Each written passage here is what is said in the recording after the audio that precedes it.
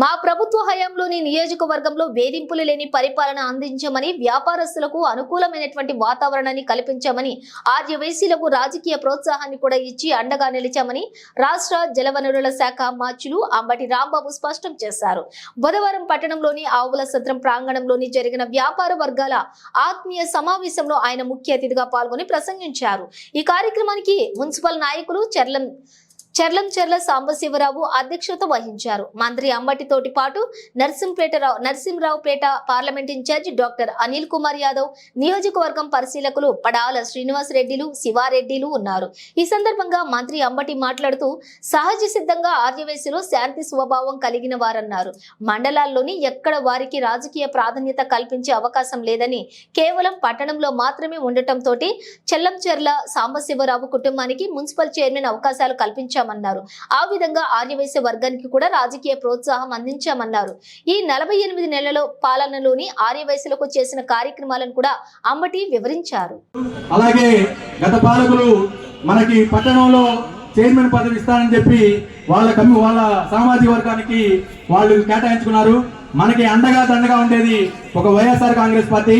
అలాగే నెల్లూరు నగరంలో కూడా అనిల్ కుమార్ యాదవ్ గారు మన వయసులకి అక్కడ చాలా అండగా దండగా ఉండేవారు. ఆయన మనకి అక్కడ నెల్లూరు అర్బన్ అథారిటీకి కూడా ముక్కామల ద్వారకానాథ్ గారిని, అలాగే ఇంకా అనేక మందికి ఆయన దగ్గర తీసి ఆయన చుట్టుపక్కల ఉండేదంతా కూడా వైశ్య సామాజిక వర్గానికి చెందిన వ్యక్తులే.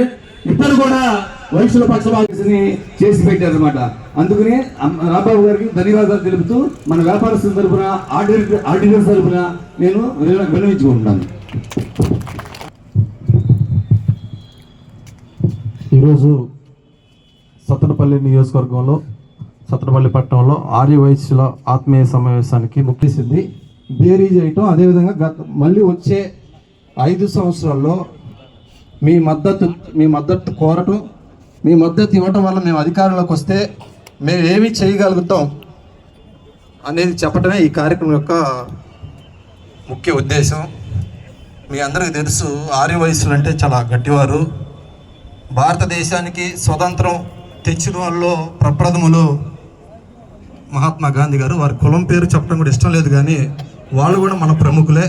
అదేవిధంగా భాషా ప్రయుక్త రాష్ట్రాల కోసం తెలుగు వారందరూ ఐక్యంగా ఉండాలని ప్రాణాలు అర్పించిన పొట్టి శ్రీరాములు కూడా ఆర్యవైశ్యులే. వాళ్ళని గుర్తుపెట్టుకొని పెద్దలు నెల్లూరు జిల్లాకి, అన్నగారు కూడా నెల్లూరు నుంచి వచ్చారు అనిల్ కుమార్ యాదవ్ గారికి. పొట్టి శ్రీరాములు నెల్లూరు జిల్లా అని పేరు పెట్టి తరతరాలుగా వాళ్ళు చేసిన త్యాగాన్ని భావితరాలకు చెప్పడానికి కూడా కృషి చేసిన వారు వైఎస్ రాజశేఖర రెడ్డి గారు. అదేవిధంగా తర్వాత ఎండోమెంట్ పరిధిలో ఉన్నట్టు వాసవి సత్రాలను ఆర్యవైశ్యుల పరిపాలనకు తీసుకొని రావాలని ఒక జీవో తెచ్చి ఆర్యవైశ్యులకు అందించిన వారు కూడా రాజశేఖర రెడ్డి గారు. అదేవిధంగా జగన్మోహన్ రెడ్డి గారు వచ్చింది. మీకు పేరు ప్రఖ్యాతి తెచ్చిపెట్టాను లేదా? అంబటి రాంబాబు సత్తెనపల్లి అని, మా రాంబాబు సత్తెనపల్లి అని చెప్పుకునే అవకాశం ఉంటుంది కదా మీకు. అంతకన్నా మీకు ఏం కావాలి? కోట్లు లక్షలు కావాలా? మీ వ్యాపారాలు. ఇంకొక మాట కూడా చెప్తా, ఎవరో వచ్చి మిమ్మల్ని ఇబ్బంది పెట్టడం కంటే రాజకీయ నాయకుడుగా నేను ఎప్పుడైనా ఇబ్బంది పెట్టానా? ఇంతకు ముందు ఎంత రాజకీయ నాయకులు ఎన్ని ఇబ్బందులు పెట్టాడు వ్యాపారస్తుల్ని ఒకసారి చూసుకోండి. ఎక్కడా ఇబ్బంది పెట్టేటటువంటి పరిస్థితి లేకోకుండా పరిపాలన నిర్వహించాలని మనం చేస్తున్నాం. అవకాశం ఉన్నప్పుడు సహాయం చేసే ప్రయత్నం చేశా, అవకాశం ఉన్నప్పుడు మీకు మరొక రకంగా నన్ను ఎలా ఉపయోగించుకోవాలో అనే విషయాల గురించి చెప్పా. కాబట్టి మీ అందరూ అర్థం చేసుకోవాల్సింది ఏంటంటే, ఇవాళ మీరు ఒకటి ఆలోచించాలా. అంబటి రాంబాబు, అనిల్ కుమార్ గారు, మీ ఇద్దరం మా స్వభావం ఏంటో మేము ప్రత్యేకంగా చెప్పాల్సిన అవసరం లేదు. నమ్ముకున్న దాన్ని వెంబట వెళ్తాం. నా గురించి నేను చెప్పుకుంటా ఒక మాట. నేను 89లో శాసనసభ్యుడిని. ఆ రోజు నుంచి నాతో పాటు బాలకోటి రెడ్డి గారు ఇక్కడ శాసనసభ్యుడు.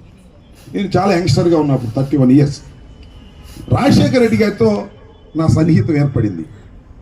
ఆ రోజు నుంచి రాజశేఖర రెడ్డి గారు మరణించే వరకు రాజశేఖర రెడ్డి గారి వెంటే ఉన్నాను తప్ప మరో దగ్గరికి వెళ్ళా. నేను గుర్తుపెట్టుకుని మనం చెప్పాం.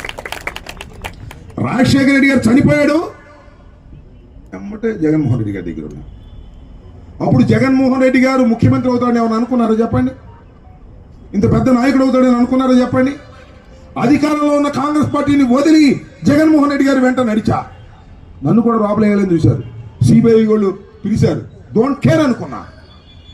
మళ్ళా తర్వాత రాజశేఖర రెడ్డి గారు చనిపోయిన తర్వాత, జగన్మోహన్ రెడ్డి గారు పార్టీ పెట్టిన తర్వాత నాకు ఏం సంబంధం అండి సత్యనపల్లి అనకూడదు, కానీ ఇప్పుడు సంబంధం ఉంది. 12 సంవత్సరాలు మీతో పాటు కలిసి మెలిసి ఉన్నా, మీ సొంత వాడినయ్యా, నన్ను నేటివ్గానే భావించాలి. ఆమె లోకల్ మనం చేస్తున్నాం ఇక్కడ. 12 సంవత్సరాలు దాటిపోయింది. I'm a local man here. నేను 12 సంవత్సరాలు మీతో పాటు ఉన్నాను. జగన్మోహన్ రెడ్డి గారు నేను గుంటూరు అడిగితే సత్యనపల్లిలో ఉన్న పెదకొండపాడి రెండింటిలో దీనికోదానికి వెళ్ళమన్నాడు. సత్యనపల్లి దగ్గర అని చెప్పి ఇక్కడికి వచ్చా. 924 టక్కన ఓడిపోయా. గడప గడప తిరిగా. మరి ఏంటో నా దురదృష్టం, 924తో ఓడిపోయా. మళ్ళా వదల్లా ఇక్కడే పోటీ చేశా. 20,800 ఓట్లతో మళ్ళీ మీరే నన్ను గెలిపించారు. నేను ఏం తప్పు చేశానని నన్ను ఓడిస్తారని అడుగుతా ఉన్నా. నన్ను ఓడించాలి చంద్రబాబు, పవన్ కళ్యాణ్. ఏందా పవన్ కళ్యాణ్ నన్ను తిడతాడని. నేను ఎప్పుడు తిట్టను, మీరు చూసారా? ఘాటుగా విమర్శిస్తా, తిట్టను. పవన్ కళ్యాణ్ గారు, చంద్రబాబు నాయుడు గారు కలిసి సత్యనపల్లిలో అంబటి రాంబాబుని శాసనసభకు రాకోకుండా చెయ్యాలి. ఎవరిని పోటీ పెట్టాలి? ఎప్పుడు ఎవరిని పెట్టేవాళ్ళు? కమ్మాసేగా. ఇంకెవరిని వచ్చేవాళ్ళ? చూడండి ఒకసారి హిస్టరీ తీసి. ఒకసారి రెడ్డి గారు ఇచ్చారు అంజిరెడ్డి గారికి. వజ్రాన్ని వజ్రంతోనే కోయాలని, కాపులతోనే కోయాలని తీసుకొచ్చారు వస్తుందని. ఆయన చాలా పెద్ద నాయకుడు, నాతో పాటే ఎమ్మెల్యేగా వచ్చాడు 89లో. కాకపోతే కంటిన్యూ గెలుస్తూ వచ్చాడు, నేను కంటిన్యూగా ఓడుతూ వచ్చాను. వెనకబడిపోయా. రాజశేఖర్ గారి మంత్రివర్గంలో కూడా ఆయనే ముఖ్యమంత్రి, ఆయనే మంత్రి. రోసీ గారి క్యాబినెట్లో కూడా ఆయనే మంత్రి. కిరణ్ కుమార్ రెడ్డి గారి ముఖ్యమంత్రిగా ఉన్నప్పుడు కూడా ఆయనే మంత్రి. విజయభాస్కర్ రెడ్డి గారు, నెదురుమల్లి జిల్లా కాంగ్రెస్ మొత్తం ఆయనే మంత్రి. నాకు అదృష్టం రాలే. I don't care. అదృష్టం రాలేదని లాయల్టీలు మార్చలా. నేను వెళ్ళి రాజశేఖర రెడ్డి గారు ఉండగా మన వెళ్ళి ఇంకోటి దగ్గరికి వెళ్ళా, విజయభాస్కర్ రెడ్డి గారి దగ్గరికి వెళ్ళా, జనార్దన్ రెడ్డి గారి దగ్గరికి వెళ్ళా. రాజశేఖర రెడ్డి గారు అంటే ఉన్నా, చావోరేవో ఆయనతోనే ఉన్నామని.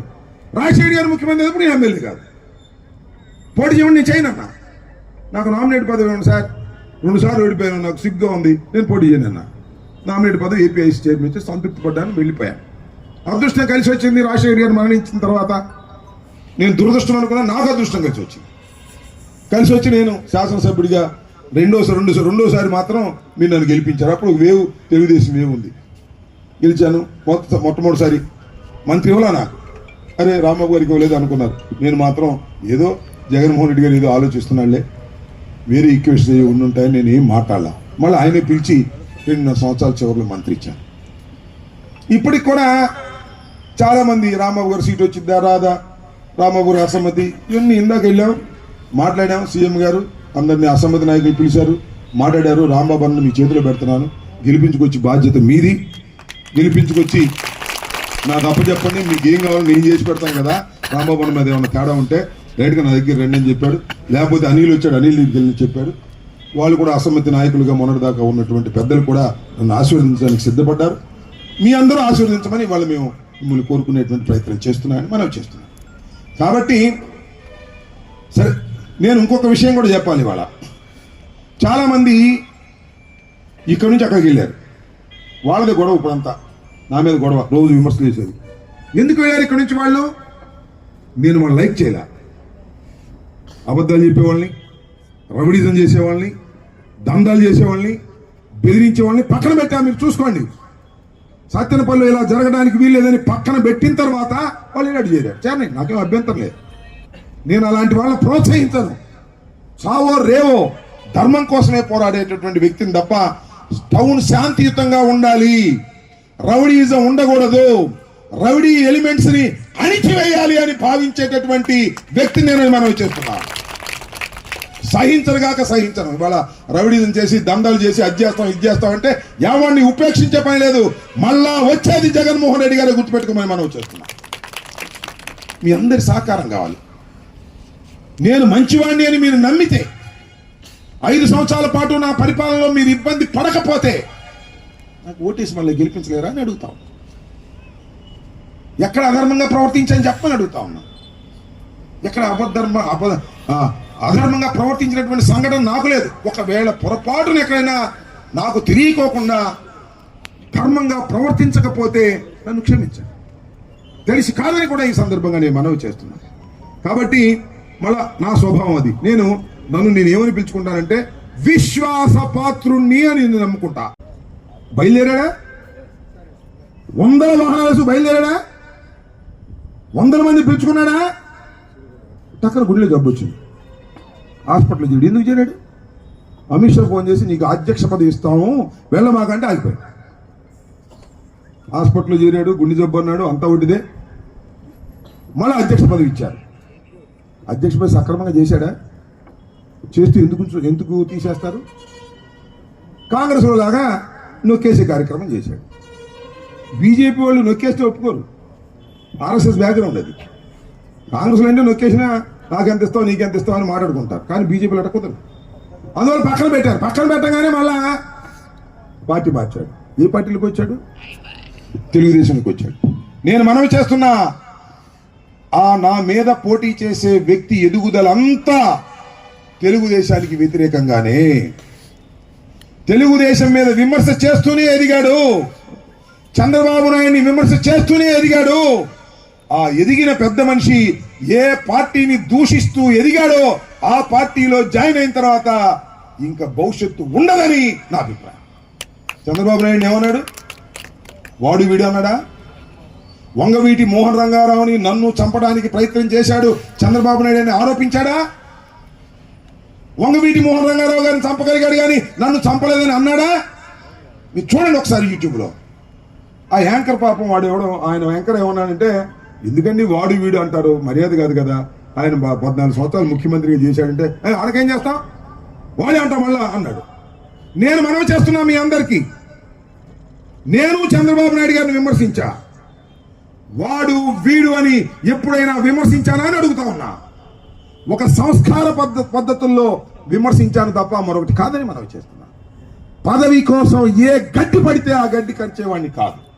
పదవి కోసం ఏ జెండా పడితే ఆ జెండా ఎత్తుకునేవాడిని కాదు. పదవి కోసం లాయల్టీలు మార్చేవాడిని కాదు. పదవి కోసం పార్టీలు మార్చేవాడిని కాదు. నన్ను ఎన్నుకోండి అయ్యా అని మిమ్మల్ని అందరిని అడుగుతున్నా, వ్యాపారస్తులందరినీ.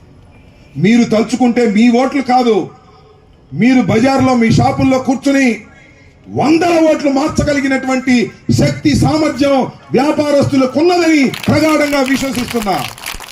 నన్ను నమ్మితే ఆ ప్రచారం కూడా చేసి పెట్టండి.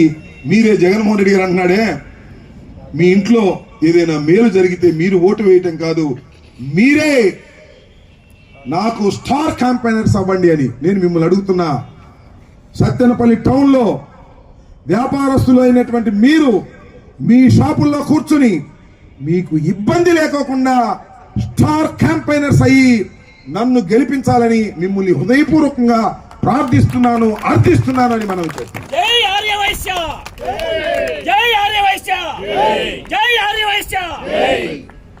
ఇంకోటి, నేను విశ్వాసపాత్రుడిని, నా మీద ఉన్నాయని విశ్వాసఘాతకుడు. మరి ఈయన సంగతి, ఈయన మీద పోటీ చేశాయన నాకు చాలా మిత్రుడు, కలిసే ఉన్నాం, కలిసే తిరిగాం, చాలా సన్నిహితంగా ఉన్నాం, చాలా మంచి వ్యక్తి అని కూడా నా అభిప్రాయం. సింపుల్ ఒకటే, 7 నియోజకవర్గాలు ఉన్నాయి ఇక్కడ, 7 ఏది రిజర్వేషన్ లేదు, ఎస్సీ రిజర్వేషన్ ఏది లేదుగా. పోయినసారి బీసీకి చులకూరుపేట ఇచ్చారు, ఈసారి అక్కడ నుంచి బీసీ తీసి అక్కడ కాపుకి ఇచ్చాడు జగన్మోహన్ రెడ్డి గారు. 7 టోటల్గా ఓసీలే. ఒక బీసీని పెట్టాలని నిర్ణయించుకున్నాడు. అది యాదవ్ అయితే బాగుంటుంది అనుకున్నాడు. యాదవ్ని పెట్టాలనుకుని ఈ మన ఎంపీ గారిని, ప్రస్తుత ఎంపీ గారిని గుంటూరు వెళ్ళమని అడిగాడు. ఇది చేసిన తప్పు, నేను గుంటూరు ఇక్కడే పోటీ చేస్తాను. లేదన్నా ఇక్కడ బీసీలకి ఇదివరకు ఇచ్చాం, ఒక బీసీకి ఇద్దాం, రాష్ట్ర వ్యాప్తంగా బాగుంటుంది, నువ్వు గుంటూరు వెళ్ళి పోటీ చేయి అని చెప్పాడు. అక్కడ కష్టం అండి గెలవటం అయితే సంథింగ్ చెప్పాడు. నువ్వు కష్టం అనుకుంటున్నావు కాదు, నువ్వు గెలుస్తావు. ఒకవేళ నువ్వు ఏ పొరపాటున ఓటమి పాలైతే నీకు రాజ్యసభ ఇస్తాను అని చెప్పాడు జగన్మోహన్ రెడ్డి గారు. అడగండి మీరు కావాలిస్తే. అయినా సరే నేను ఇక్కడే పోటీ చేస్తానని మొండి పట్టు పడితే ఆయన ఒప్పుకోకపోతే రాజీనామా చేశాడు. పార్టీకి బతిలాడుతూ ఉన్నాం మేమందరం కూడా. రాజీనామా చేసేసి తెలుగుదేశంలో బేరం కుదుర్చుకున్నాడు. అప్పుడు గత్యంతరం లేని పరిస్థితుల్లో యాదవులు కావాలంటే ఎవరో 2-3 పేర్లు చెప్పారు. మేము చెప్పాము, ఏమండి ఇది చాలా prestigious parliamentary constituency, Brahmananda Reddy గారు ఇక్కడ పోటీ చేసి గెలుపొందారు, మరి జనార్దన్ రెడ్డి గారు ఇక్కడ పోటీ చేసి గెలుపొందారు, రోసయ్య గారు ఇక్కడ పోటీ చేసి గెలుపొందారు. అలాంటి పెద్ద పెద్ద నాయకులు కాసు కృష్ణారెడ్డి గారికి పోటీ చేసి గెలుపొందారు. చాలా ప్రెస్టీజియస్ కాన్స్టిట్యున్సీ కాబట్టి కాస్త పెద్ద పర్సనాలిటీ కావాలి. అనిల్ కుమార్ అయితే తప్ప యాదవ్లో మరొక పర్సనాలిటీ లేదు సార్, మా మాట వినండి అని మేము 1-2 సార్లు చెప్పి అనిల్ కుమార్ను ఒప్పించి ఇక్కడికి తీసుకొచ్చామని మనం చేస్తున్నాం. ఈయన విశ్వాసపాత్రుడు. ఆయన సీటు ఇవ్వనంటే పార్టీ మార్చి అదే నియోజకవర్గంలో పోటీ చేస్తున్న విశ్వాసఘాతకుడు. నేను మీ అందరికీ మనవి చేస్తున్నా, సత్తెనపల్లిలోను నరసరావుపేటలోను జరిగేటటువంటి పోరాటం విశ్వాసఘాతకులకి విశ్వాస పాత్రులకి మధ్యన జరుగుతున్న పోరాటం. మీ అందరూ విశ్వాస పాత్రుల పక్షాన ఉండి మమ్మల్ని గెలిపించాలని మిమ్మల్ని అందరినీ అర్థించడం కోసమే ఇవాళ ఈ సమావేశాన్ని ఏర్పాటు చేశామని మనవి చేస్తూ చివరిలో ఒక మాట చెప్తా. ఫస్ట్ నేను ఎమ్మెల్యే అయినప్పుడు రోసి గారి దగ్గరికి వెళ్ళా, మొన్న కూడా చెప్పా, బలి కుర్రాడువే, అప్పుడు ఎవరబ్బాయి అన్నాడు, ఆంజనేయులు గారు అబ్బాయి, ఆంజనేయులు కొడుకు నువ్వు అన్నాడు. కాసేపు అయ్యి మాట్లాడిన తర్వాత కాసేపు అట్టాకి కూర్చుంటే ఆయన అన్నాడు, నువ్వు చెప్తున్నానయ్యా ఎమ్మెల్యే కుర్రాడు అయ్యావు, జీవితం ఒకటి గుర్తుపెట్టుకో, ఆది నిష్ఠూరం కంటే అంచెనిష్ఠూరం మంచిది.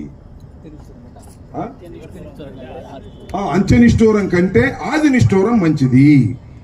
ఎవడన్నా వస్తే పని అయిద్దని చెప్పు, మాక ఆలోచించి పని అయితే అయిద్దని చెప్పు, పని కాకపోతే అయిద్దని చెప్పి చూద్దామని చేద్దామని చెప్పులేడుగా తిప్పామనుకో ఆఖరి రోజులు బూతులు పోతాడు, అదే ముందే చెప్పొచ్చుగా అంటాడు అని అన్నాడు. అది నా మనసులో పడింది. అందుకని పని కాకపోతే పని కాదని చెబుతారు.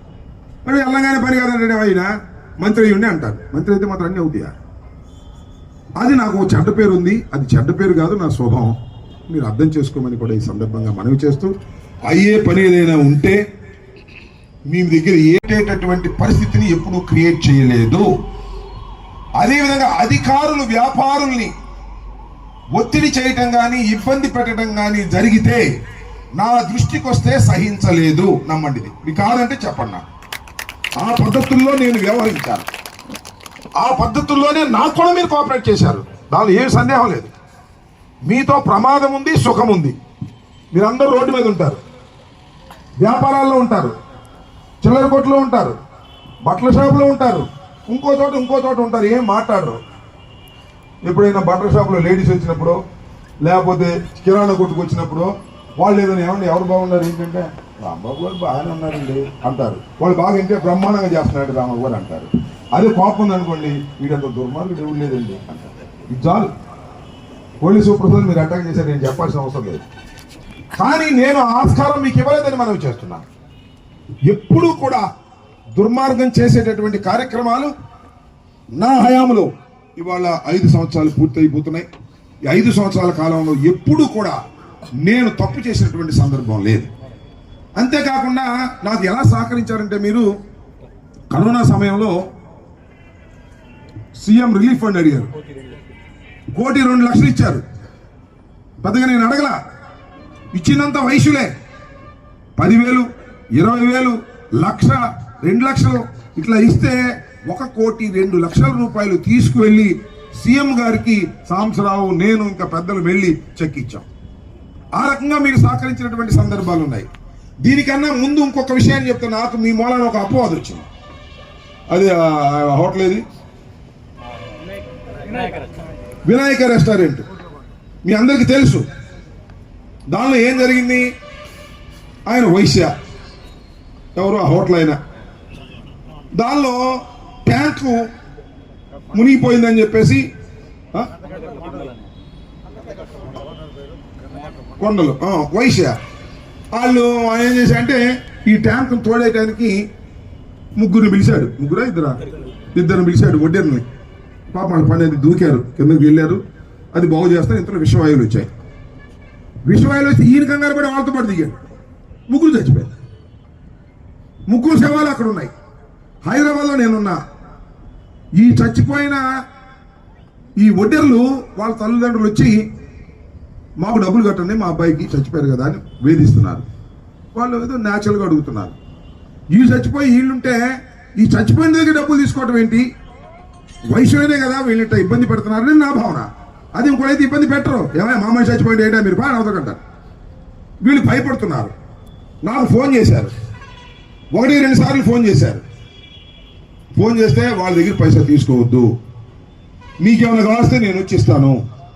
నేను సీఎం రిలీఫ్ ఫండ్ దగ్గర ఆ చనిపోయిన ఇద్దరికి కూడా 5 లక్షల రూపాయలు ఇప్పిస్తాను, నా మాట వినండి అని చెప్పా. చెబితే మా దగ్గర పైసా లేదండి ఇప్పుడు, ఎలాగా అన్నారు. అయితే సాంసరావుతో చెప్పి 2.5 లక్షలు ఇవ్వమనయ్యా, వాళ్ళకి సీఎం రిలీఫ్ ఫండ్ ఇప్పిస్తే వస్తే అప్పుడు 2.5 లక్షలు తిరిగి ఇచ్చేటట్టుగా మాట్లాడాను, ధర్మంగా ఉంటుందని చెప్పి. నేను అది అయిపోయిన తర్వాత సర్దుకున్నారు. తర్వాత సీఎం గారితో మాట్లాడి సీఎం రిలీఫ్ ఫండ్ 5 లక్షలు ఇప్పించి ఆ 2.5 లక్షలు తిరిగి ఉన్నాయా అంటే రాంబాబు గారు గుర్తుపడ్డారని చెప్పాడు. ఎక్కడ పడి ఇదే మీటింగ్. సీఎం రిలీఫ్ ఫండ్ లో రాంబాబు గారు 2.5 కోట్లు కాజేయడానికి ప్రయత్నం చేశాడు, 2.5 లక్షలు కాజేయడానికి ప్రయత్నం చేస్తాడు అనేటువంటి మాట మాట్లాడాడు. నా స్వభావం అది కాదా? అవును, మీ అందరికీ తెలుసు. 2.5 లక్షల కోసం కక్కుర్తి పడతానా?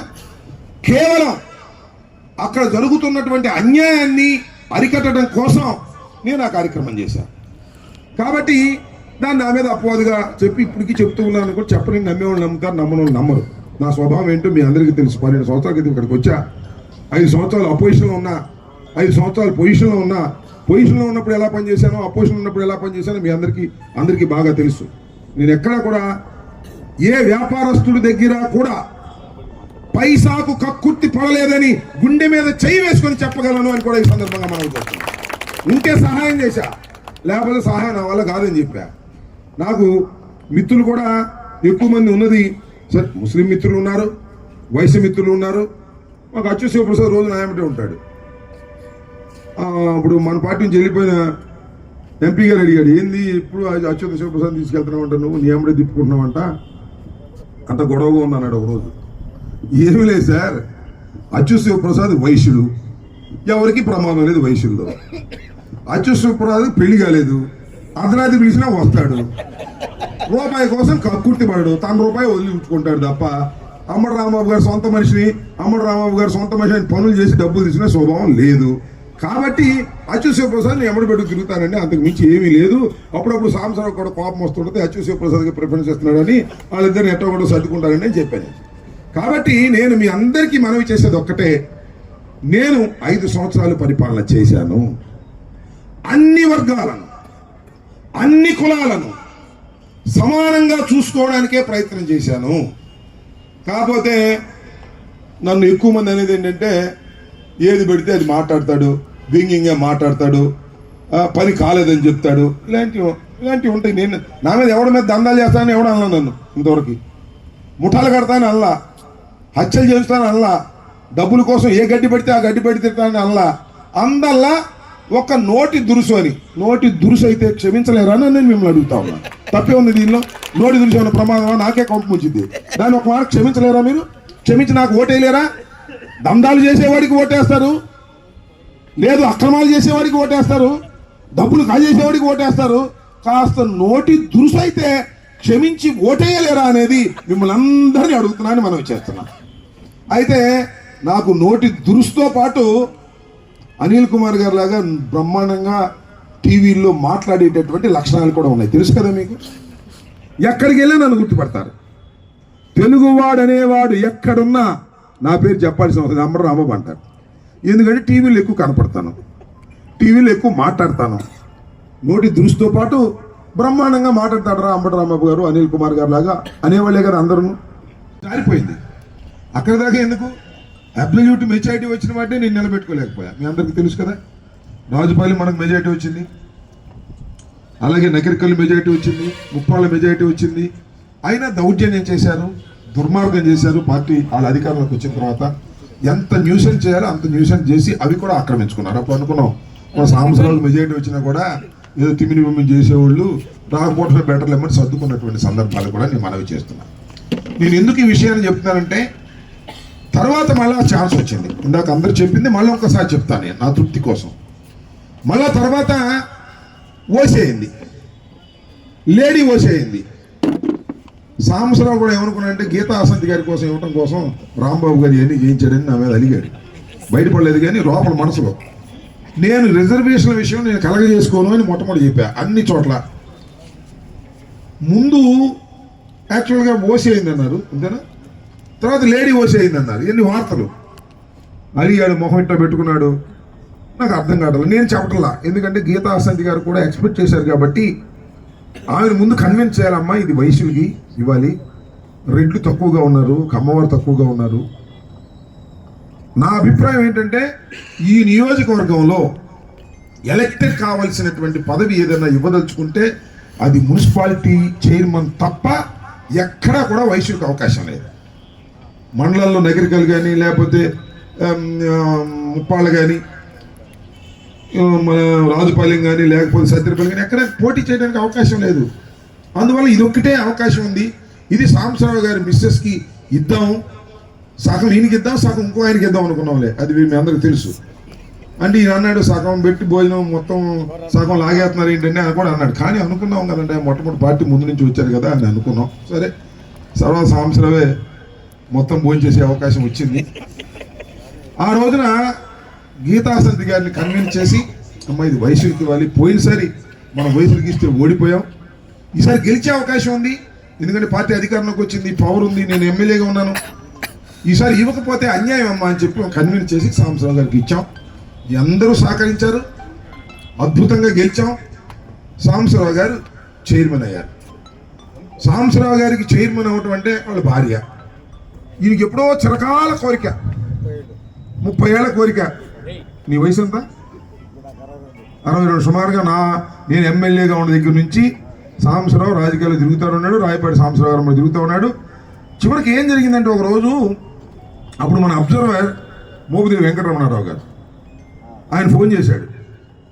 ఫోన్ చేసి అన్నీ వైశ్యులకి అయిపోతున్నాయి, నీది కొద్దిగా ఆపమన్నారు అన్నాడు. పంప మంచమాక స్వామి, ఆపితే ఎట్టా కుదిరింది, నేను ప్రామిస్ చేసేసాను, ఆల్రెడీ అతను డబ్బులు ఖర్చు పెట్టుకున్నాడు, ఎవరికి ఇస్తున్నావా అన్నాడు. మన చల్ల సాంబశివరావు అన్నా, ఓహో సర్లే అయితే నేను సీఎం గారికి చెప్తాలే అని ఫోన్ పెట్టుకోకుండా పక్కన చెప్తున్నాడు. ఈ సాంబశివరావు నా చిన్నప్పటి నుంచి ప్రయత్నం చేస్తాడు, ఇవాడికి వచ్చింది పదవి ఇతనికి అని. సో ఆ రకంగా అదృష్టం కలిసి వచ్చింది. నేను కూడా ఆలోచన చేసి వైశ్యులకే ఇవ్వాలి, వైశ్యుల్లో ఇతనే ఉన్నాడు అనేటువంటి ఉద్దేశంతో నేను ఇచ్చాను. నేను ఎందుకు ఈ విషయాన్ని చెప్తున్నానంటే ఇందాక సాంబశివరావు ఒక మాట చెప్పాడు, తెలుగుదేశానికి అవకాశం వచ్చినప్పుడు ఎవరికి ఇచ్చారు, వైసీపీకి అవకాశం వచ్చినప్పుడు ఎవరికి ఇచ్చారు, ఆలోచించమని మనం చేస్తున్నా.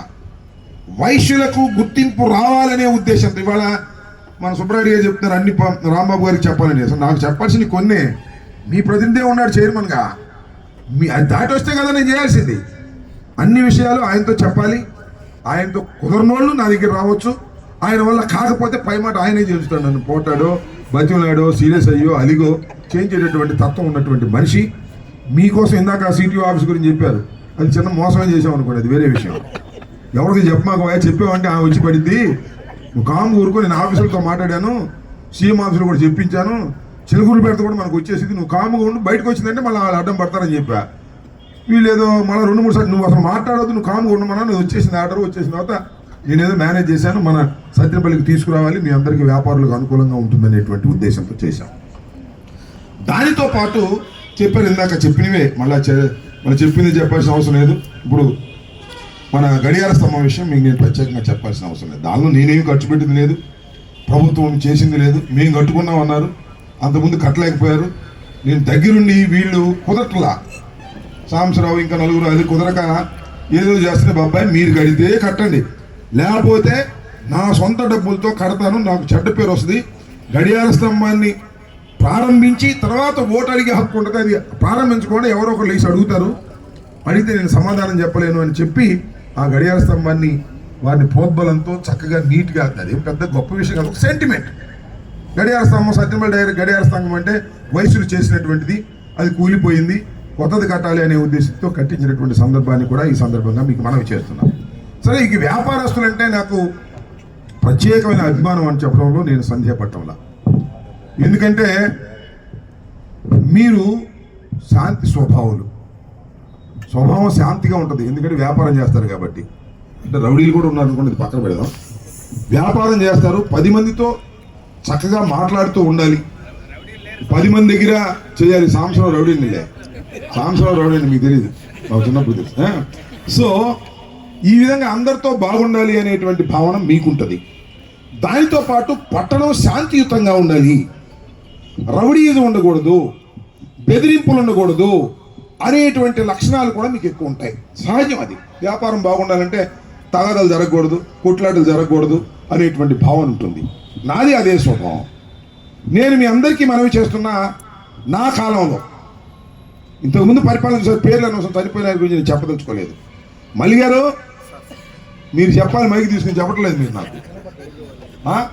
మెడికల్ మల్లి గారు అప్పుడు ఎన్ని ఇబ్బందులు పడ్డాడో, నా దగ్గరికి వచ్చినప్పుడు ఎంత సౌమ్యంగా నేను ఎన్ని పనులు చేసి పెట్టానో ఆయన చెప్పాలి. చెప్పట్లేదు ఎందుకో మరి నాకు తిరిగి తర్వాత అడగండి. మైక్లో మాట్లాడడానికి వినపడక ఆయనకు ఒక ఇబ్బంది ఉంది. అవసరం అయింది మాత్రం వినపడిద్ది, కొన్నది వినపడదు. ఏ మల్లి గారు వినపడిందా? రైట్. సో వ్యాపారుల్ని ఎక్కడా కూడా జారిపోయింది. అక్కడ దాకా ఎందుకు? అబ్సల్యూట్ మెజారిటీ వచ్చిన వాటే నేను నిలబెట్టుకోలేకపోయా. మీ అందరికీ తెలుసు కదా, రాజుపాలెం మనకు మెజారిటీ వచ్చింది, అలాగే నగరికల్లు మెజారిటీ వచ్చింది, ముప్పాళ్ళ మెజారిటీ వచ్చింది. అయినా దౌర్జన్యం చేశారు, దుర్మార్గం చేశారు. పార్టీ వాళ్ళ అధికారంలోకి వచ్చిన తర్వాత ఎంత న్యూసెన్స్ చేయాలో అంత న్యూసెన్స్ చేసి అవి కూడా ఆక్రమించుకున్నారు. అప్పుడు అనుకున్నాం మన సంవత్సరాలు మెజారిటీ వచ్చినా కూడా ఏదో తిమిని బిమ్మిని చేసేవాళ్ళు రాకపోవటమే బెటర్ లేమని సర్దుకున్నటువంటి సందర్భాలు కూడా నేను మనవి చేస్తున్నాను. నేను ఎందుకు ఈ విషయాన్ని చెప్తున్నానంటే, తర్వాత మళ్ళీ ఛాన్స్ వచ్చింది. ఇందాక అందరు చెప్పింది మళ్ళీ ఒకసారి చెప్తాను నేను నా తృప్తి కోసం. మళ్ళా తర్వాత ఓసేయింది, లేడీ ఓసేయింది. సాంబశివరావు కూడా ఏమనుకున్నాడంటే గీతా ఆసంతి గారి కోసం ఇవ్వటం కోసం రాంబాబు గారు ఇవన్నీ చేయించాడని నా మీద అలిగాడు. బయటపడలేదు కానీ లోపల మనసులో నేను రిజర్వేషన్ల విషయం నేను కలగజేసుకోను అని మొట్టమొదటి చెప్పా. అన్ని చోట్ల ముందు యాక్చువల్గా ఓసీ అయిందన్నారు, అంతేనా? తర్వాత లేడీ ఓసీ అయిందన్నారు. ఎన్ని వార్తలు. అలిగాడు, మొహం ఇట్లా పెట్టుకున్నాడు. నాకు అర్థం కావట్లేదు, నేను చెప్పట్లా. ఎందుకంటే గీతా ఆసంతి గారు కూడా ఎక్స్పెక్ట్ చేశారు కాబట్టి ఆయన ముందు కన్విన్స్ చేయాలమ్మా, ఇది వైశ్యులకి ఇవ్వాలి, రెడ్లు తక్కువగా ఉన్నారు, కమ్మవారు తక్కువగా ఉన్నారు. నా అభిప్రాయం ఏంటంటే ఈ నియోజకవర్గంలో ఎలక్టెడ్ కావాల్సినటువంటి పదవి ఏదైనా ఇవ్వదలుచుకుంటే అది మున్సిపాలిటీ చైర్మన్ తప్ప ఎక్కడా కూడా వైశ్యులకు అవకాశం లేదు. మండలంలో నగరికలు కానీ లేకపోతే ముప్పాళ్ళు కానీ మన రాజుపాలెం కానీ లేకపోతే సత్యనపల్లి కానీ ఎక్కడ పోటీ చేయడానికి అవకాశం లేదు. అందువల్ల ఇది ఒక్కటే అవకాశం ఉంది. ఇది సాంబశివరావు గారి మిస్సెస్కి ఇద్దాం, సగం ఈయనకి ఇద్దాం, సగం ఇంకో ఆయనకి ఇద్దాం అనుకున్నాంలే. అది మీ అందరికి తెలుసు. అంటే ఈయన అన్నాడు సగం పెట్టి భోజనం మొత్తం సగం లాగేస్తున్నారు ఏంటంటే అని కూడా అన్నాడు. కానీ అనుకున్నాం కదంటే మొట్టమొదటి పార్టీ ముందు నుంచి వచ్చారు కదా అని అనుకున్నాం. సరే, సర్వ సాంబశివరావే మొత్తం భోజనం చేసే అవకాశం వచ్చింది. ఆ రోజున గీతాసంతి గారిని కన్విన్స్ చేసి అమ్మ ఇది వైశ్యులకి ఇవ్వాలి. పోయినసారి మనం వైశ్యులకి ఇస్తే ఓడిపోయాం, ఈసారి గెలిచే అవకాశం ఉంది. ఎందుకంటే పార్టీ అధికారంలోకి వచ్చింది, పవర్ ఉంది, నేను ఎమ్మెల్యేగా ఉన్నాను, ఈసారి ఇవ్వకపోతే అన్యాయం అమ్మా అని చెప్పి కన్విన్స్ చేసి సాంబశివరావు గారికి ఇచ్చాం. అందరూ సహకరించారు, అద్భుతంగా గెలిచాం. సాంబశివరావు గారు చైర్మన్ అయ్యారు. సాంబశివరావు గారికి చైర్మన్ అవ్వటం అంటే వాళ్ళ భార్య. ఈయనకి ఎప్పుడో చిరకాల కోరిక, 30 ఏళ్ల కోరిక. నీ వయసు ఎంత? 62. సుమారుగా నేను ఎమ్మెల్యేగా ఉన్న దగ్గర నుంచి సాంబశివరావు రాజకీయాలు తిరుగుతూ ఉన్నాడు, రాయపాటి సాంబశివరావు గారు తిరుగుతూ ఉన్నాడు. చివరికి ఏం జరిగిందంటే ఒక రోజు అప్పుడు మన అబ్జర్వర్ మోపిదేవి వెంకటరమణారావు గారు ఆయన ఫోన్ చేశాడు. ఫోన్ చేసి అన్నీ వైశ్యులకి అయిపోతున్నాయి, నీది కొద్దిగా ఆపమన్నారు అన్నాడు. పంప మంచమాక స్వామి, ఆపితే ఎట్టా కుదిరింది, నేను ప్రామిస్ చేసేసాను, ఆల్రెడీ అతను డబ్బులు ఖర్చు పెట్టుకున్నాడు, ఎవరికి ఇస్తున్నావా అన్నాడు. మన చల్ల సాంబశివరావు అన్నా. ఓహో సర్లే అయితే నేను సీఎం గారికి చెప్తాలే అని ఫోన్ పెట్టుకోకుండా పక్కన చెప్తున్నాడు. ఈ సాంబశివరావు నా చిన్నప్పటి నుంచి ప్రయత్నం చేస్తాడు, ఇవాడికి వచ్చింది పదవితనికి అని. సో ఆ రకంగా అదృష్టం కలిసి వచ్చింది. నేను కూడా ఆలోచన చేసి వైశ్యులకే ఇవ్వాలి, వైశ్యుల్లో ఇతనే ఉన్నాడు అనేటువంటి ఉద్దేశంతో నేను ఇచ్చాను. నేను ఎందుకు ఈ విషయాన్ని చెప్తున్నానంటే ఇందాక సాంబశివరావు ఒక మాట చెప్పాడు, తెలుగుదేశానికి అవకాశం వచ్చినప్పుడు ఎవరికి ఇచ్చారు, వైసీపీకి అవకాశం వచ్చినప్పుడు ఎవరికి ఇచ్చారు, ఆలోచించమని మనం చేస్తున్నా. వైశ్యులకు గుర్తింపు రావాలనే ఉద్దేశంతో ఇవాళ మన సుబ్రారెడ్డి గారు చెప్తున్నారు అన్ని రాంబాబు గారికి చెప్పాలని. అసలు నాకు చెప్పాల్సింది కొన్నే, మీ ప్రతినిధి ఉన్నాడు చైర్మన్గా, అది దాటి వస్తే కదా నేను చేయాల్సింది. అన్ని విషయాలు ఆయనతో చెప్పాలి, ఆయనతో కుదరనోళ్ళు నా దగ్గర రావచ్చు, ఆయన వల్ల కాకపోతే పై మాట ఆయనే చేస్తాడు. నన్ను పోటాడో బతిమలాడో సీరియస్ అయ్యో అలిగో చేయించేటటువంటి తత్వం ఉన్నటువంటి మనిషి. మీకోసం ఇందాక సిటీఓ ఆఫీస్ గురించి చెప్పారు, అది చిన్న మోసమే చేసాం అనుకోండి, అది వేరే విషయం. ఎవరికి చెప్పమాక చెప్పామంటే ఆమె వచ్చి పడింది, నువ్వు కాము ఊరుకో, నేను ఆఫీసులతో మాట్లాడాను, సీఎం ఆఫీసులో కూడా చెప్పించాను, చిలుకూరు పెడితే కూడా మనకు వచ్చేసింది, నువ్వు కాముగా ఉండి బయటకు వచ్చిందంటే మళ్ళీ వాళ్ళు అడ్డం పడతారని చెప్పా. వీళ్ళు ఏదో మళ్ళీ 2-3 సార్లు నువ్వు అసలు మాట్లాడవద్దు, నువ్వు కామ్గా ఉండమన్నా, నువ్వు వచ్చేసిన ఆర్డర్ వచ్చేసిన తర్వాత నేనేదో మేనేజ్ చేశాను, మన సత్యనపల్లికి తీసుకురావాలి, మీ అందరికీ వ్యాపారులకు అనుకూలంగా ఉంటుందనేటువంటి ఉద్దేశంతో చేశాం. దానితో పాటు చెప్పారు ఇందాక చెప్పినవే, మళ్ళీ చెప్పింది చెప్పాల్సిన అవసరం లేదు. ఇప్పుడు మన గడియార స్తంభం విషయం మీకు నేను ప్రత్యేకంగా చెప్పాల్సిన అవసరం లేదు. దానిలో నేనేమి ఖర్చు పెట్టింది లేదు, ప్రభుత్వం చేసింది లేదు. మేము కట్టుకున్నాం అన్నారు, అంతకుముందు కట్టలేకపోయారు. నేను దగ్గరుండి వీళ్ళు కుదరట్లా, సాంబశివరావు ఇంకా నలుగురు అది కుదరక ఏదో చేస్తున్న బాబాయ్ మీరు కడితే కట్టండి, లేకపోతే నా సొంత డబ్బులతో కడతాను, నాకు చెడ్డ పేరు వస్తుంది. గడియార స్తంభాన్ని ప్రారంభించి తర్వాత ఓటు అడిగే హక్కు ఉంటుంది, అది ప్రారంభించకుండా ఎవరో ఒకరు లేచి అడుగుతారు, అడిగితే నేను సమాధానం చెప్పలేను అని చెప్పి ఆ గడియార స్తంభాన్ని వారిని ప్రోద్బలంతో చక్కగా నీట్గా, అది పెద్ద గొప్ప విషయం కాదు, ఒక సెంటిమెంట్. గడియార స్తంభం సత్యనపల్లి గడియార స్తంభం అంటే వయసులు చేసినటువంటిది, అది కూలిపోయింది, కొత్తది కట్టాలి అనే ఉద్దేశంతో కట్టించినటువంటి సందర్భాన్ని కూడా ఈ సందర్భంగా మీకు మనవి చేస్తున్నాం. సరే, ఇక వ్యాపారస్తులంటే నాకు ప్రత్యేకమైన అభిమానం అని చెప్పడంలో నేను సందేహపడటంలా. ఎందుకంటే మీరు శాంతి స్వభావం శాంతిగా ఉంటుంది, ఎందుకంటే వ్యాపారం చేస్తారు కాబట్టి. అంటే రౌడీలు కూడా ఉన్నారు అనుకోండి, పక్కన పెడదాం. వ్యాపారం చేస్తారు, 10 మందితో చక్కగా మాట్లాడుతూ ఉండాలి, 10 మంది దగ్గర చేయాలి. సాంబశివరావు రౌడీని మీకు తెలియదు, మాకు చిన్నప్పుడు తెలుసు. సో ఈ విధంగా అందరితో బాగుండాలి అనేటువంటి భావన మీకుంటుంది. దానితో పాటు పట్టణం శాంతియుతంగా ఉండాలి, రౌడీయుధం ఉండకూడదు, బెదిరింపులు ఉండకూడదు అనేటువంటి లక్షణాలు కూడా మీకు ఎక్కువ ఉంటాయి. సహజం, అది వ్యాపారం బాగుండాలంటే తగాదాలు జరగకూడదు, కొట్లాటలు జరగకూడదు అనేటువంటి భావన ఉంటుంది. నాది అదే స్వభావం. నేను మీ అందరికీ మనవి చేస్తున్నా, నా కాలంలో ఇంతకుముందు పరిపాలన పేర్లు అనవసరం, చనిపోయిన గురించి నేను చెప్పదలుచుకోలేదు. మల్లి గారు మీరు చెప్పాలి, మైకి తీసుకుని చెప్పట్లేదు మీరు నాకు. మెడికల్ మల్లి గారు అప్పుడు ఎన్ని ఇబ్బందులు పడ్డాడో, నా దగ్గరికి వచ్చినప్పుడు ఎంత సౌమ్యంగా నేను ఎన్ని పనులు చేసి పెట్టానో ఆయన చెప్పాలి, చెప్పట్లేదు ఎందుకో మరి నాకు తిరిగి తర్వాత అడగండి. మైక్లో మాట్లాడటానికి వినపడక ఆయనకు ఒక ఇబ్బంది ఉంది. అవసరం అయింది మాత్రం వినపడిద్ది, కొన్నది వినపడదు. మల్లి గారు వినపడిందా? రైట్. సో వ్యాపారుల్ని ఎక్కడా కూడా, ఇందాక ఒక విషయం చెప్పాను, నిజంగానే అది అపోహే. నేను ఎంపీగా పోటీ చేసేప్పుడు నాకు కూడా ఇది తీసుకొచ్చారు, ఇట్లా 2.5 లక్ష ఇది అని. నేను ఒక రిపోర్ట్లో ఉంటే దాంట్లో కూడా ఒక లైన్ రాసింది, ఈ విధంగా 2.5 లక్ష తీసుకున్నారు అనేది కూడా ఉంది. అసలు ఎందుకు అనుకుని పక్కన పెట్టాను. అంటే ఒక చిన్న ఇది ఎంత దూరం పాకుతుంది, ఎంత ఒక అబద్ధాన్ని ఎంతవరకు నిజం చేయొచ్చు అనే దానికి ఆ ఒక ఉదాహరణ చాలు. తను చేసిన మంచి అయినా కూడా ఆ మంచిని కప్పిపెట్టి చెడుని ఎంత విస్తృతంగా ప్రచారం చేయగలిగారు, ప్రచారం చేశారు అనే దానికి ఇది కూడా ఒక ఉదాహరణ. సో ఇందాక చెప్పినట్టు కూడా రాంబాబు అన్నకి ఎవరిని ఇబ్బంది పెట్టింది లేదు, ఎక్కడా కూడా నియోజకవర్గాల్లో దోపిడీలు చేసింది లేదు, అరాచకాలు చేసింది లేదు. కొద్దిగా నోటు దురుసో ఏదో, అంటే దానివల్ల ఎవరికి హాని లేదు ఒక రకంగా చెప్పాలి అంటే. ఉంటే చలాకీగానో తమాషగానో కొద్దిగా ఆ జోవియల్ మనస్తత్వంతో ఇంకా మార్చుకోవాలన్నా కూడా మార్చుకోలేడు రాంబాబు అన్న. దాదాపు అయిపోయింది, 60 సంవత్సరాలు ఉన్నట్టున్నాయి రాంబాబు అన్నకి. 60 years అయిపోయింది కదా, ఇంకేం మారుతుంది, ఇంకెవరు కూడా మార్చుకోలేరు. కాబట్టి ఒక్కొక్కరు మనసు, కానీ దానివల్ల ఎవరికి హాని ఏం లేదు కదా, ఒకరిని ఇబ్బంది పెట్టింది లేదు, ఒకరి వ్యాపారంలో జొరబడింది లేదు, లేదా ఒకరి వ్యాపారం లాక్కుంది లేదు, లేదా ఇంకొక కబ్జాలు చేసింది లేదు, ఇంకొకరు ప్రోత్సహించింది లేదు. ఒక మనిషికి దానివల్ల ఏదైనా నష్టం ఉంటే అది ఆయనకే నష్టం తప్ప వేరే వ్యక్తికి అది నష్టపోయింది లేదు. కాబట్టి మీ అందరు కూడా ఎందుకంటే ఆర్యవైశ్య ప్రముఖులు అంటే ఎక్కువ మంది అన్ని రకాల వ్యాపారాల్లో మీరు ఉంటారు. చిన్న వ్యాపారం దగ్గర నుంచి పెద్ద వ్యాపారం దాకా 80% ప్రముఖులు మీరే. బంగారం కానీ, దుకాణం కానీ, మళ్ళీ అన్నిట్లో ఉంటారు మీరు. ఈ చుట్టుపక్కల ప్రాంతం నుంచి, పల్లెటూరులో నుంచి మీ దగ్గరకు వస్తుంటారు. వాళ్ళందరి అభిప్రాయాలు మీకు తెలుసు, అందరి అభిప్రాయాలు తెలుసు, అందరి మనస్తత్వాలు తెలుసు. మీరు చెప్పేది కూడా ఎక్కుతుంది వాళ్ళకి. కాబట్టి మిమ్మల్ని అందరినీ కూడా కోరేది ఒకటే, నాది నెల్లూరు నగరం, 80% 90% నెల్లూరు నగర కార్పొరేషన్లో ఆర్యవైశ్యులు నా నియోజకవర్గంలోనే ఉంటారు.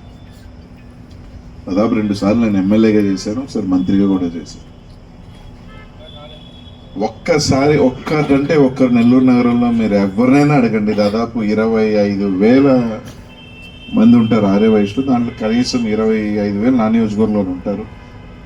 కనీసం ఒక్క వ్యాపారస్తుడైనా సరే నా దగ్గర నుంచి కానీ ఒక దందాన్ని కానీ ఒక రూపాయిని కానీ ఒక వ్యాపారం వేలు పెట్టడం అని కానీ ఎతికి మీరు, ఎందుకంటే ఇక్కడ ఉన్న వాళ్ళందరూ వ్యాపారస్తులు. మన నెల్లూరులో కూడా చాలా మందికి సంబంధాలు ఉంటాయి, బంధుత్వం ఉంటుంది, వ్యాపార సంబంధాలు ఉంటాయి, రకరకాల సంబంధాలు ఉంటాయి.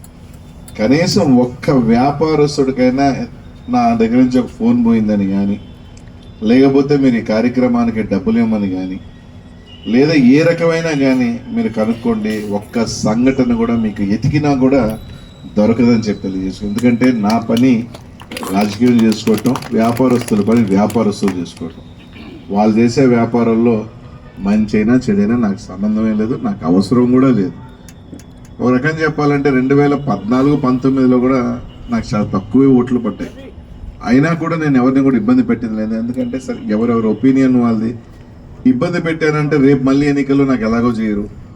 కనీసం నేను వాళ్ళని ఇబ్బంది అన్నా పెట్టకపోతే, కనీసం మమ్మల్ని ఇబ్బంది పెట్టలేదు, మేము సహాయం చేయలేకపోయినా కూడా అని చెప్పి ఈసారి ఎన్నికల కన్నా 4 ఓట్లు ఎక్కువ వస్తాయని ఆలోచన చేసేవాడిని తప్ప, నాకు చేయలేదు, నా ఎన్నికలు నాకు సహకరించలేదని చెప్పి వాళ్ళని ఎప్పుడు కూడా నేను ఎక్కడ కూడా ఇబ్బంది పెట్టిన దాఖలాలు. అనేక సంఘటనలు మాకు బంగారం గట్ట అంతా కూడా నాకు నియోజకవర్గంలో వస్తాయి, గోల్డ్ షాప్స్ అన్ని. వాళ్ళకి మీద రైడ్స్ జరిగినప్పుడు కానీ ఏదైనా కూడా నా దగ్గరికి వస్తే మంచి చేశాను, లేకపోతే కామ్గా ఉన్నాను తప్ప ఎవరిని కూడా వ్యాపారస్తులను ఇబ్బంది పెట్టిన దాఖలాలు లేవు. మీ శాసనసభ్యులు రాంబాబు అన్న అలాగే.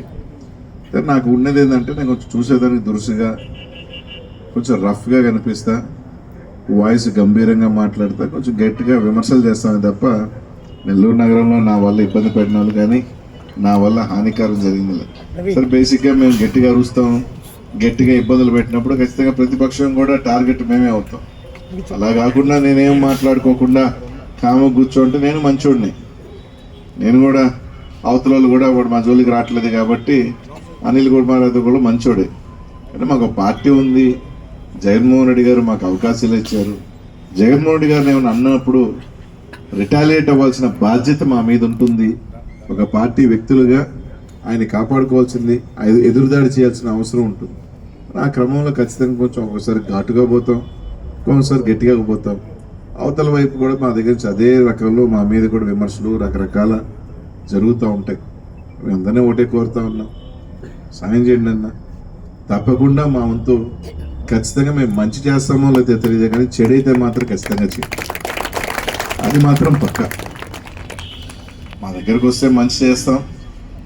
ఇందాక చెప్పినట్టు మాది కూడా నేను అవుతుందంటే అవుతుందని చెప్తా, రాదంటే కూడా ఇది కాదు. ఎందుకంటే తిప్పుకోవటం దానివల్ల ఉపయోగం కూడా ఉండదు. 10 సార్లు తిప్పుకొని ఇది కాదు అని చెప్పేదానికన్నా కూడా ముందే ఇది అవుతుంది, ఇది కాదు, నేను చేయగలిగితే చేస్తాం అంటే తప్ప, చేస్తే మంచి అయితే చేస్తామేమో కానీ ఖచ్చితంగా 100% చెడు మాత్రం ఖచ్చితంగా కూడా ఏ వ్యాపారస్తులు కాదు, ఆర్య వయసులే కాదు, ఏ వ్యాపారస్తుల జోలికి కూడా పోయే పరిస్థితి లేదని చెప్పి మీ అందరికి కూడా తెలియజేస్తూ ఉన్నా.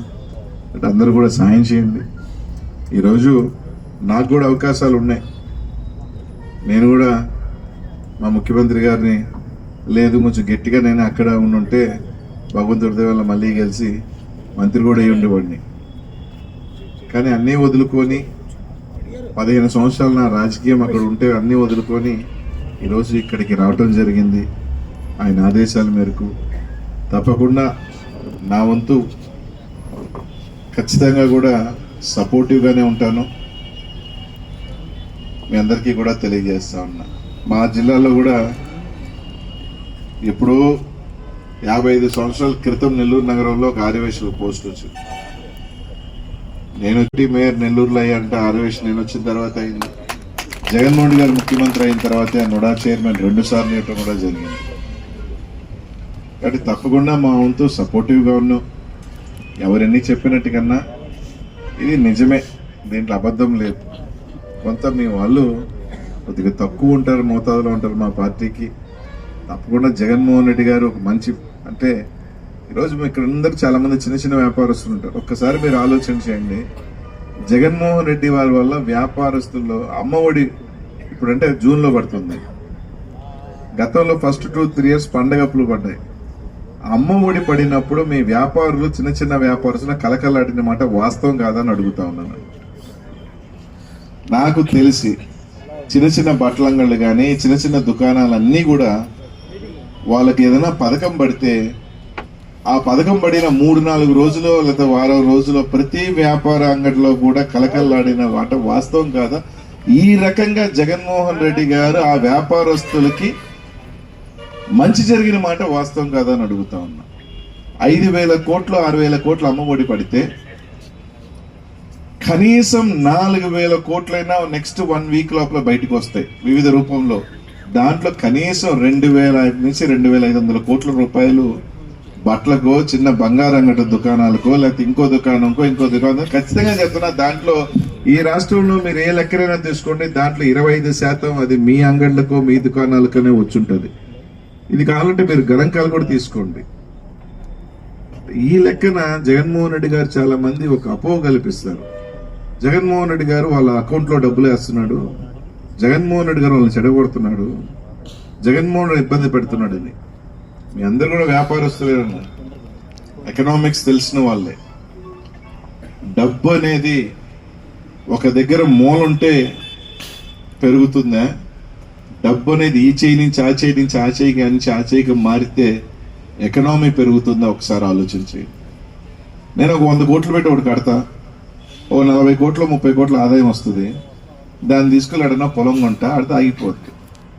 అలా కాకుండా 100 కోట్ల రూపాయలు నేను ఒక 1000 మందికి పంచా, ఆ 1000 మంది దాన్ని తీసుకొని దీంట్లోకి వస్తే దానివల్ల పరోక్షంగా ఎంతమంది లబ్ధి చెందుతుంది, ఎన్ని రకాల వ్యాపారం మనీ అనేది సర్క్యులేషన్ జరుగుతుందో ఒకసారి మీరు ఆలోచన. జగన్మోహన్ రెడ్డి గారు వేసిన డీబీటీలో వేసిన 2 లక్షల చిల్లర అకౌంట్ ఖచ్చితంగా చెప్తున్నానన్నా, అది ఎప్పుడు కూడా సర్క్యులేట్ అవుతుంది తప్ప ఎక్కడ కూడా ఒక బ్యాంకులోనో లేకపోతే ఎక్కడున్నో ఆస్తుల రూపంలో ఆగిన మాట వాస్తవం కాదని మిమ్మల్ని అందరినీ కూడా అడుగుతా ఉన్నా. ఇది నిజం. అంటే ఒక్కొక్కసారి ఎందుకు చెప్తున్నానంటే, ఇది కరప్షన్ అనేది తప్ప గొప్ప నేను చెప్పను, కానీ అంటే ఒక మనిషి ఏ విధంగా సోచుంటాడో నేను ఒకసారి చెప్తాను. నేను ఒక 15 సంవత్సరాల క్రితం ఒక ఆటోలో పోతుంటే ఆటో అని అడిగాను, ఈ ప్రభుత్వం బాగుందా? ముందు ఏ ప్రభుత్వం నేను చెప్పలేను, ఈ ప్రభుత్వం బాగుందా? ముందు ఈ ప్రభుత్వం లేదు సార్, టైట్ గా ఉంది నాకు. అక్కడ అన్న తర్వాత ఏమి అంటే, అసలు లేదు, బాగా టైట్ చేశారు, ఎవరికి కరప్షన్ జరగట్లేదు. ముందు ప్రభుత్వంలో ఏదో ఒకటి 100 రూపాయలు 50 రూపాయలు తీసుకొని పనులు చేసేవాళ్ళు, కాబట్టి 2 నెలలు 3 నెలలు నా ఫెయిల్ అవ్వకుండా ముందుకు పోయేది అని చెప్పాడు. ఓహో, ఇతను ఒక థియరీ. ఒక చిన్న వ్యాపార అంగడికి పోయాను, స్వీట్ అంగడికి అనుకోండి, అతను ఒక థియరీ చెప్పాడు. సరే ఏదో లంచం తీసుకుంటే 100 రూపాయలు తీసుకున్నట్టే సాయంకాలం పోతుంటే భార్యకి ఒక స్వీట్ కొనుక్కునేవాడు, లేదా మల్లెపూలు కొనుక్కొని పోయేవాడు. సార్ ఇప్పుడు చేయి తాగే వల్ల కాదు, స్వీట్ కొనట్లేదు, మల్లెపూలు కొనట్లేదు, వాడి వ్యాపారం పోయింది, నా వ్యాపారం పోయింది సార్. సో ఎందుకు చెప్తున్నాను సార్, ఇది ఎంత ఇంటర్లింక్ చేయండి సార్. పర్సెప్షన్ నేను చెప్పేది ఎందుకంటే, పర్సెప్షన్ డబ్బు అనేది తిరగాల. అది ఏ రూపంలో అయినా కూడా ఒక చేతిలో ఉంటే అది ఏమీ కాదు. నా చేతిలోంచి నీ చేతికి, నీ చేతిలోంచి నీ చేతిలోకి, నీ చేతిలోకి వెళ్తేనే ఒకడెనకాల ఒకడు బతుకుతాడు. నేను ఒకటి కొంటా, అతను ఇంకోటి కొంటాడు, అతను ఇంకోటి కొంటాడు, లాస్ట్ ఓ దగ్గర పోయి ఒక స్థలం కొంటాడు, అది రేటు పెరుగుతుంది, రియల్ ఎస్టేట్ పెరుగుతుంది. సో అది జగన్మోహన్ రెడ్డి గారు చేశారు. మేబీ ఆ కరోనా వల్ల దీనివల్ల, కానీ ఖచ్చితంగా చెప్తున్నాను, ఇది ఎకనామిక్ గ్రోత్ అనేది జగన్మోహన్ రెడ్డి గారు. అందుకే కరోనా వచ్చి ఎన్ని ఇబ్బందులు పడినా కూడా మన రాష్ట్రంలో ఎంతో కొంత సస్టైన్ మనం అవ్వగలిగాం.